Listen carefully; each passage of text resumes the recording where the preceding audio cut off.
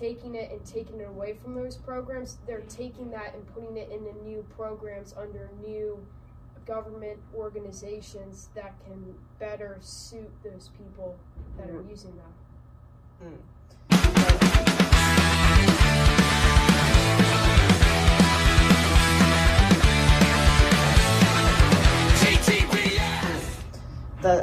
That's very interesting because obviously I don't pay taxes yet, thank God. But obviously every adult in the United States pays taxes, unless there's special case scenarios. Just pay your taxes. Just pay your taxes. Anyways, the point being is though that people, they pay the tax for public education because it is a lot cheaper than private schools, right?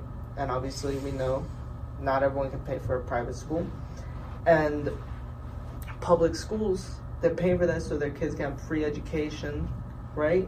And that's one of the beautiful things about this country. And that's what we're supposed to be about, free education, being smarter, just being, Americans like to just be better than everybody. And defunding the Department of Education, it's not going to help us. And the biggest thing is that people probably don't care where that money is going. Which government department are you saying that money to, do you think, honestly?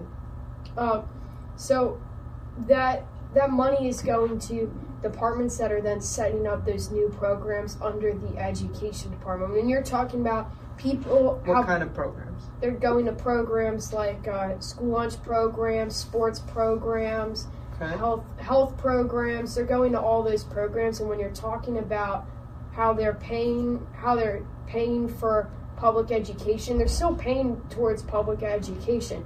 It's just not going to the same department that it's been going to for the past 50-some years.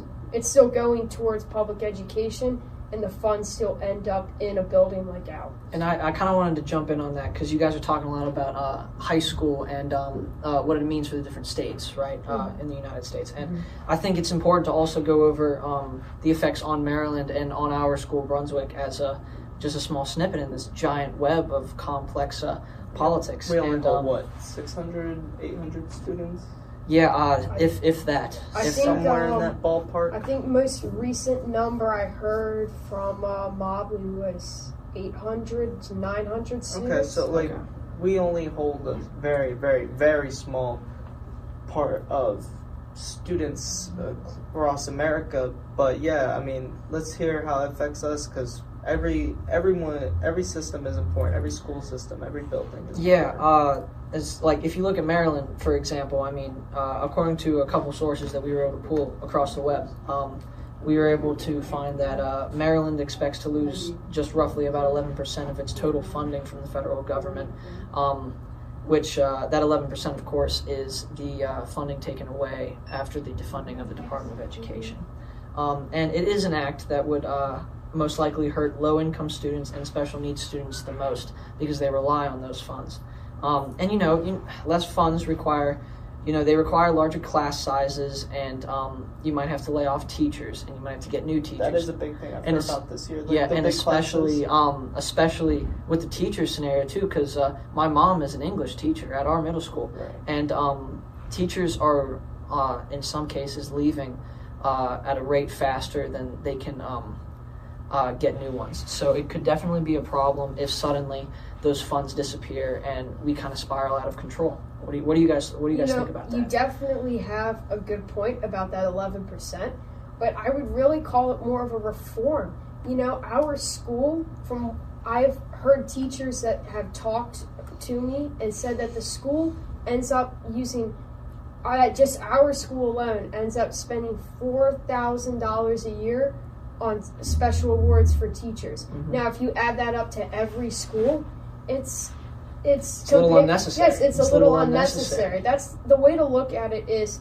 primary funding towards special needs programs and sports and health programs aren't really what's going away. The goal for this is really just to reform and to get rid of some of that waste. Because I guarantee you, if you were to ask maybe a handful of people, say 10 people outside in Brunswick, for example, and you were to ask them if they knew that their tax money was going to items like that each school spends thousands of dollars every year on, they'd probably be clueless about it. They'd have no clue that their money's going there. Yeah, that usually what happens with taxes. Most people don't know where that money is going. They just know they have to pay it. But, I mean, they do know where it's going. I'm positive. Not entirely true, but you understand what I'm saying. I get the concept. But then, instead of, like I said, defunding the Department of Education, let's go in with a fix. Let's tell the Department of Education, all right, take that $4,000 you spent on the teachers, right, on like awards and stuff. And instead of spending that money on awards, now I understand that's not a lot of money, but take that money across the whole system and let's just increase salaries of, public school employees, right? And then Easier said than done. Of course it is, but you're the government. Go in. Help us. Yeah, it's not like they can't solve it. They definitely have the means to solve it. Well, and so money like that isn't coming from the Department of Education. Awards and all isn't being funded through them. That's where your state and county funding comes in. So that's the thing is, if the state and county chose to advocate those funds to a different level, they'd have more funds from they have more state funds to move with those federal government funds, where they would be able to recover that, 10-11%. Really, it's just how they can relocate them on the state and county level, essentially.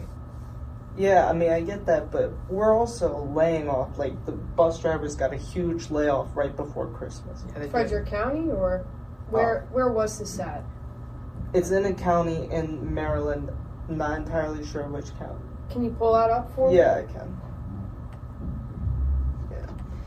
But my overall question to you is, while I'm doing that, is like, what's the point of that? Like, we're laying off bus drivers. I think in my opinion, when it comes to stuff like that, laying off bus drivers, I think as far as like the Trump administration goes, I think it maybe came on really quickly. I feel like states couldn't have rebounded as fast. They weren't warned as much. Now, it is true, and I want to make sure I get this, that it is true that Trump campaigned that he was going to do at least something with the Department of Education, most likely reform it, maybe defund it, and he has defunded it. And at the same time, it looks like the states aren't as prepared, at least most of them. And in Maryland's case, hit to Maryland. Overall hit to Maryland. So I'm just going to go ahead and tell you where the most notable one was. The most notable one was in PG County. Okay. Now, something important to know about PG County is they don't hire out like Frederick County. They aren't county employees. They're employees of a company. It looks here, Diamond Transportation Services. So the school district's budget has nothing to do with that. That they're a private company and they can choose to do that if they'd like to. Yeah, I mean, it's just the biggest thing is that we need to improve our education system. We need to get more staff members. We need to make more people want to come help and work for the public education system. You get more people involved. Yeah, more people who are just better. The biggest problem right now is, I feel personally, just a lot of people are getting less and less educated, and that also has to do with some technology issues, and we can get into all that another day. That's a whole nother episode. Yeah, that's a whole nother topic. But my point is that we need people who are ready to learn, willing to step up, and the most important thing, if you take anything away from this, is please do your own research. We all did research for this podcast episode. It's very important. And just don't go off the word of your parents. That's the biggest thing. I know a lot of people do that, and it's like, you need to go study for yourself, figure out what you are. Form your own opinions. You got to form your own opinions about things. Be your own people person. People need to do that. They need to look at when these articles come out of where the budget is, and if you really have a problem with it, you need to email someone like your county executive. Yeah, you got to figure this stuff out, do your own research, and when you get old enough, make sure you vote.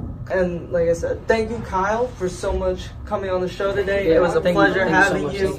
This was Henry. And this was Sully, and trust me, this ain't BS. Thank you for watching.